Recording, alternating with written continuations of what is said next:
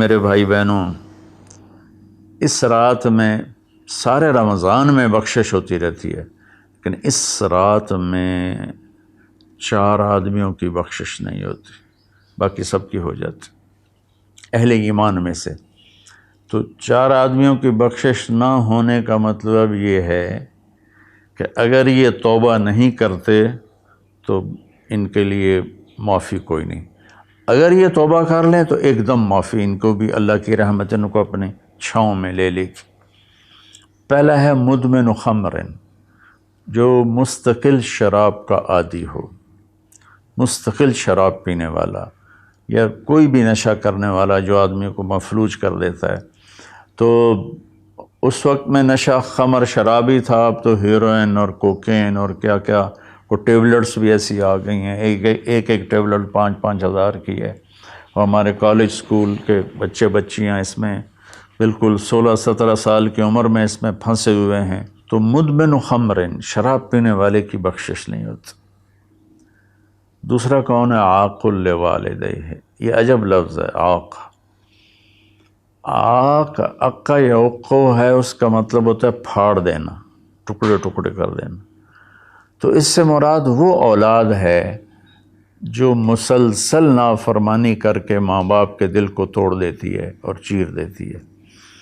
ایک ہوتا ہے کبھی کبھار آواز بلند ہو جانا، وہ تو ایک فطری چیز ہے کہ بیٹے کی آواز ماں کے سامنے بلند ہو جائے، باپ کے سامنے بلند ہو جائے، بیٹی کی آواز ماں کے سامنے بلند ہو جائے، باپ کے سامنے بلند ہو جائے، یہ نیچرل ہے، اس کو نافرمانی نہیں کہتے۔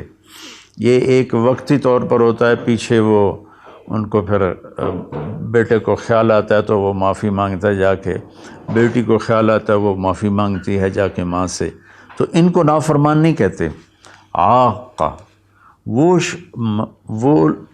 مرد، وہ عورت، وہ لڑکا، وہ لڑکی جو اپنے باپ اور ماں کے دل کے ٹکڑے ٹکڑے کر دے۔ آپ سے پوچھا گیا تھا یا رسول اللہ قیامت کب آئے گی؟ آپ نے فرمایا اللہ کے سوا کوئی نہیں جانتا۔ آپ نے فرمایا تو کوئی نشانی؟ تو وہ پوچھنے والے نے عرض کیا یا رسول اللہ کوئی نشانی بتا دیں، تو آپ نے فرمایا جب تم یہ دیکھو کہ بیٹیاں ماؤں سے نوکروں جیسا سلوک کریں، یا خاص طور پر بیٹی کا لفظ استعمال کیا، بیٹے کا نہیں، کہ بیٹے عام طور پر ہی سرکش ہوتے ہیں، بیٹیاں عام طور پر فرمان بردار ہوتی ہیں۔ تو آپ نے فرمایا جب تم یہ دیکھو کہ بیٹیاں بھی ماؤں کی دل شکنی کرنے لگ جائیں اور عرب کے بدو لمبی لمبی عمارتیں بنانے لگ جائیں، تو سمجھنا کہ قیامت قریب ہے۔ تو میں یہ بچیوں سے خاص طور پر کہتا ہوں کہ یہاں اللہ کے نبی نے بیٹوں کا ذکر نہیں کیا، بیٹیوں کا ذکر کیا ہے، کہ جب یہاں تک نوبت پہنچ جائے کہ بیٹیاں بھی ماؤں کے ساتھ نوکروں جیسا سلوک کریں تو پھر قیامت قریب ہے۔ تو یہ بہت کامن ہو چکا ہے ہمارے گھروں میں، کیونکہ اس موبائل نے اور یہ کمپیوٹر نے، انٹرنیٹ نے ہماری ساری زندگی اس کے اندر کھپا دی ہے۔ ہمیں رشتوں کا لحاظ نہیں، رشتوں کی قدر نہیں، ایک دوسرے کے پاس ادب نہیں۔ میں جب بہت چھوٹا تھا تو میں نے اپنی ایک پچھلی نسل جو اب ساری ختم ہو گئی ہے، تو ان سب میں اپنے ماں باپ کا اتنا ادب ہوتا تھا کہ کوئی ان کے آگے چوں نہیں کرتا تھا۔ میں نے اپنے دادا کے بھائی کو دیکھا ہے، دادا کو میں نے بس ایسے حلیہ، ایسے کہ حیولہ سا ہے بھائی، یوں شکل تھی لیکن وہ یاد نہیں، دادا کے بھائی کو دیکھا ہے۔ تو دادا کے بھائی کے جو بیٹے تھے نا، جب ڈیرے میں بیٹھتے تھے تو اپنے والد کے سامنے نہیں بیٹھتے تھے، پیٹھ کے پیچھے بیٹھتے تھے، حالانکہ دین کی کوئی خبر نہیں تھی۔ یہ اس وقت کی معاشرت تھی، مشرقی معاشرت۔ اب بھی آپ جائیں تھر میں تو ہندو عورتیں ہوں گی، جب گاڑی آئے گی تو ایک دم اپنا گھونگھٹ نیچے کر لیں گی، حالانکہ ہندو عورتیں۔ یہ تہذیب مشرق ہے۔ تو اسلام تو ویسے ہی عریانی فحاشی کی اجازت نہیں دیتا، تو ہماری تو مشرقی تہذیب بھی اس بات کی حامل ہے کہ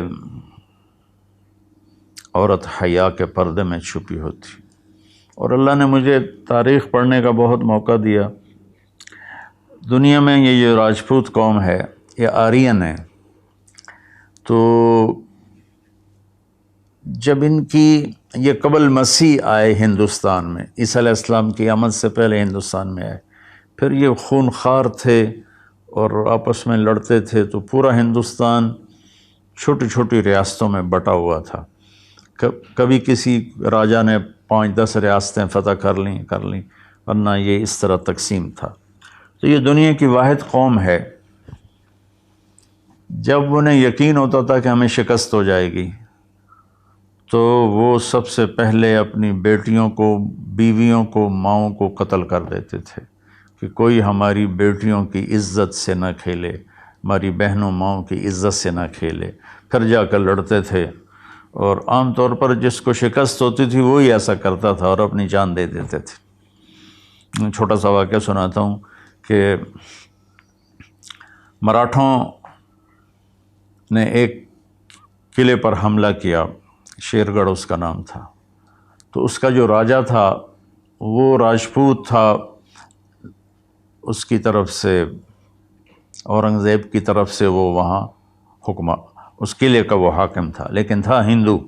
اودے سنگھ اس کا نام تھا اور اس کی 18 بیویاں تھیں. تو مراٹھوں نے اس پر حملہ کیا، تو رات کے اندھیرے میں حملہ کیا. تو سارے 5000 کی فوج تھی، ہندو مسلم کٹھے، وہ شرابیں پی کے پڑے تھے. وہ 300 آدمی اندر گئے، ان کو اکھاڑ دیا. تو اودے سنگھ کو جب پتہ چلا کہ میدان ہاتھ سے نکل گئے تو اس نے اپنی 18 بیویوں کا سر قلم کر دیا اور پھر آ کے نیچے لڑا اور خود بھی مارا گیا. یہ ایک ثقافت تھی، تہذیب تھی. تو اب ہماری ساری وہ اختلط الحابل بالنابل، اچھا پانی اور گند گٹر کا پانی آپس میں مل گئے ہیں. تو ہماری تو آپ نے تہذیب دیکھنی ہو تو آپ یہ ادھر جا کر سندھ میں دیکھ لیں کس طرح عورتیں اپنے گھونگھٹ میں رہتی ہیں. تو میرے بیٹوں بیٹیوں، حیا بہت بڑی چیز ہے، بہت بڑی دولت ہے. چونکہ ہم قرآن نہیں پڑھے، اللہ کے نبی کو نہیں پڑھا، تو مختلف قسم کی چیزوں سے ہم متاثر ہو کر اپنا وجود بھی گم کر بیٹھے ہیں اور اپنی تہذیب بھی مار بیٹھے ہیں. تو دوسرا شخص جس کی بخشش نہیں، وہ ہے جو ماں باپ کے دل کو ٹکڑے ٹکڑے کر دیتا ہے. تیسرا ہے قاطع رحم، جو رشتوں کی پرواہ نہیں کرتا، رشتوں کو توڑتا ہے، بدتمیزی کرتا ہے، گالی گلوچ کرتا ہے، اور کبھی بھائی سے لڑتا ہے، کبھی ماں سے لڑتا ہے، کبھی باپ سے، کبھی چچا سے، کبھی تایا سے. ماں اور باپ سے جتنے رشتے بنتے ہیں نا، وہ ذوی الارحام کہلاتے ہیں. تو جو اپنے رشتوں کی قدر نہیں کرتا اور ان کو ذلیل کرتا ہے تو اس کی بھی بخشش نہیں ہوتی. چوتھا ہے الشاحن.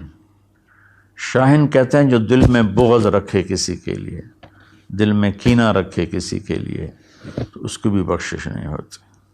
تو دیکھو، میں سب کے سامنے ہاتھ جوڑتا ہوں، اگر کوئی شراب کا عادی ہے توبہ کر لے، ابھی 21 کی رات نہیں آئی. اگر کوئی ماں باپ کو ناراض کر کے بیٹھا ہے تو ان کے پاؤں پکڑ کے راضی کر لے. کوئی رشتہ داروں سے لڑائیاں کرتا پھر رہا ہے تو صلح کر لے. کوئی کسی کے بارے میں دل میں کینہ رکھتا ہے، بغض رکھتا ہے، تو اپنے دل کو صاف کر لے. ان چاروں میں یہ آخری چیز بہت زیادہ پھیلی ہوئی ہے کہ ہمارے دل نفرتوں سے بھرے ہوئے ہیں. تو میرے بھائی بہنوں، اس رات میں اللہ تبارک و تعالیٰ سب کی بخشش فرما دیتا ہے سوائے ان 4 آدمیوں کی. اور یہ بھی اگر توبہ کر لیں تو ان کی ساتھ ہی بخشش ہو جاتی ہے. تو اس میں ہمیں 21 کو بھی جاگنا چاہیے، 23 کو بھی، 25 کو بھی، 27 کو بھی، 29 کو بھی، کہ 5 راتیں، کوئی ایک رات تو ضرور ہوگی، باقی اصل علم تو میرے اللہ کے پاس ہے. تو اپنے دل کو بھائی بہنوں صاف کرو، اور اس ایک رات میں 83 سال کا ثواب لے لو۔ اللہ تعالیٰ مجھے آپ کو عمل کی توفیق بخشے۔ السلام علیکم۔